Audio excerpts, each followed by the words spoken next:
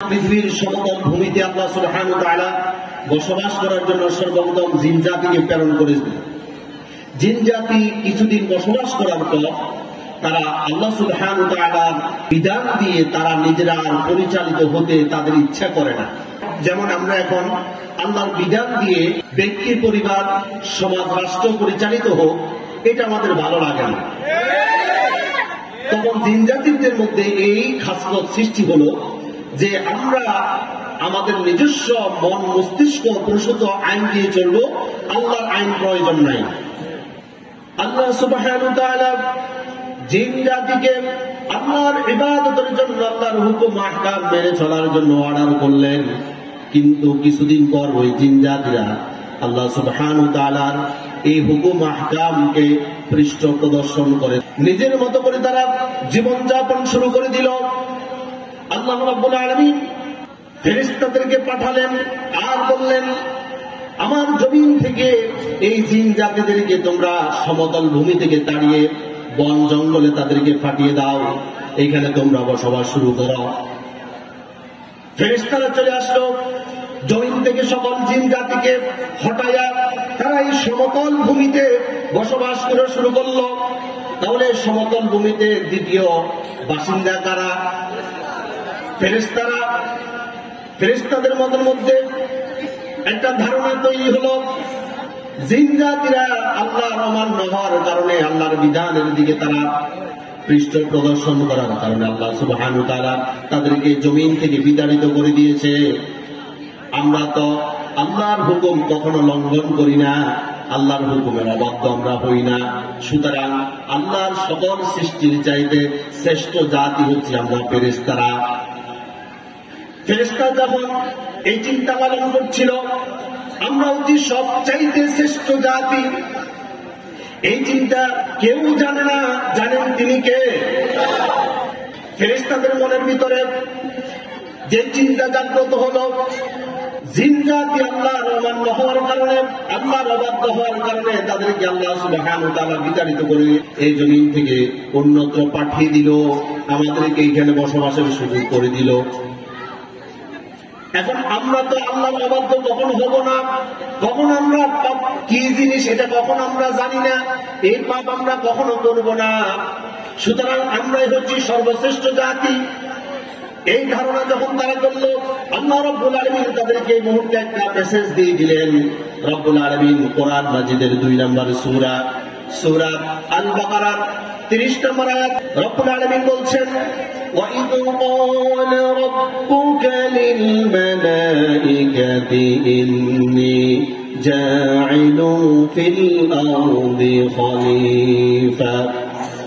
স্মরণ করুন সে সময়ের কথা যখন আপনার রব ফেরেশতাদের উদ্দেশ্যে বলেছিল, আমি আমার জমিনের মধ্যে আমি খলিফা সৃষ্টি করব।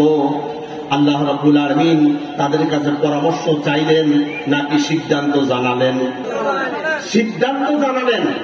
আমার আল্লাহ সুবহানাহু ওয়া তাআলা তিনি কি কারোর সাথে পরামর্শ করা দরকার আছে? তিনি কি কারোর সাথে কোনো যোগ জিজ্ঞাসা করে তারপর তিনি সিদ্ধান্ত নেবেন, এরকম কোন বিষয় কি আল্লাহর জন্য আছে? আমার আল্লাহ সুবহানাহু ওয়া তাআলা বলছেন, ফাআলুল লিমা ইউরিদ, তিনি যা ইচ্ছা তাই তিনি করতে পারেন। তিনি কে? আল্লাহ সুবহানাহু ওয়া তাআলা ফেরেশতাদেরকে বলল, আমি জমিনের মধ্যে আমার খলিফা সৃষ্টি করতে চাই। যখন আল্লাহ তাআলা এই মেসেজটা দিল, ফেরেশতাদের বুঝার বাকি ছিল না, আল্লাহর খলিফারাই তো সৃষ্টির সর্বশ্রেষ্ঠ মর্যাদার অধিকারী হবে। আচ্ছা, চেয়ারম্যান সাহেব একজন পিএস আর প্রধানমন্ত্রীর পিএস বেশ কম আছে না?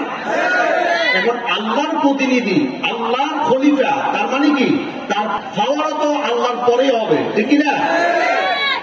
ফেরেশতারা এতদিন পর্যন্ত চিন্তা করছিল, জিন জাতি অপরাধ করার কারণে তাদেরকে আল্লাহ সুবহানাহু ওয়া তাআলা এখান থেকে হটিয়ে দিল, কিন্তু আমরা তো কখনো অপরাধ করব না, সুতরাং আমরাই সর্বশ্রেষ্ঠ জাতি। এখন আল্লাহ তাআলা মেসেজ দিচ্ছে, না, আমি এমন এক জাতি জমিনের মধ্যে সৃষ্টি করব, তাদের পদবি হচ্ছে খলিফা, তারা আমার প্রতিনিধি। ফেরেশতারা স্বপ্রণোদিত হয়ে তারা বলল, ক্বালু আতাজআলু ফীহা মান ইউফসিদু ফীহা ওয়া ইয়াসফিকুদ দিমা। আল্লাহ তাআলা, আপনি কি এমন কোন জাতি সৃষ্টি করতে চাচ্ছেন যারা জিন জাতির মতো ফিতনা ফাসাদ করবে, মারামারি কাটাকাটি করবে, খুন হত্যার হাজারি করবে, আপনার অবাধ্য হবে? আপনি কি এমন কোন জাতি সৃষ্টি করতে চান নাকি আপনি?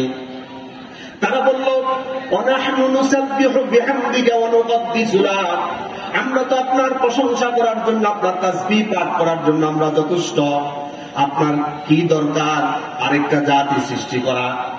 ফেরেশতারা মনে করলো আল্লাহ যে খলিফা সৃষ্টি করতে চায়, এই খলিফা সৃষ্টির উদ্দেশ্য হচ্ছে সুবহানাল্লাহ সুবহানাল্লাহ জিকির করা। ফেরেশতারা মনে করেছে জিকির আজকার করার জন্য আল্লাহ তাআলা খলিফা সৃষ্টি করতে চায়। আজকেও আমাদের দেশে কিছু মুসলমানরা মনে করছে শুধু তাসবিহ তাহলিল আর জিকির আজকার করার জন্য আমাদেরকে আল্লাহ তাআলা বানিয়েছেন, ঠিক নয় কি? এখন আপনি দেখবেন আগে 33 দানার তাসবিহ ছড়া ছিল, ওটা এখন 100 দানা ফাড়িয়ে 1000 দানার তাসবিহ পরিণত হয়েছে। তারা মনে করছে আল্লাহ তাআলা খলিফা সৃষ্টি করেছে তাসবিহ তাহলিল করার জন্য, জিকির আজকার করার জন্য। আল্লাহ বলছে, না না, আমি খলিফা সৃষ্টি করেছি আমার জিকির আজকার করার জন্য নয়, আমি এই জমিনের মধ্যে আমার দ্বীন প্রতিষ্ঠা করার জন্য আমি আমার খলিফা বানিয়েছি।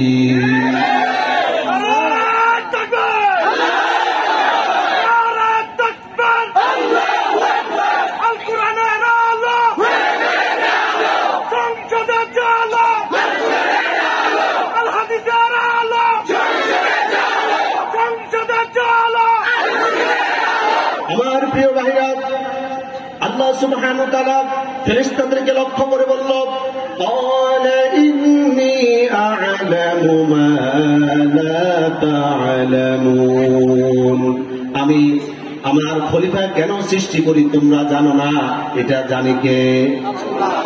আল্লাহ তাআলা বলছেন, ইন্নী আ'লামু, আমি জানি, মা লা তা'লামুন, তোমরা জানো না।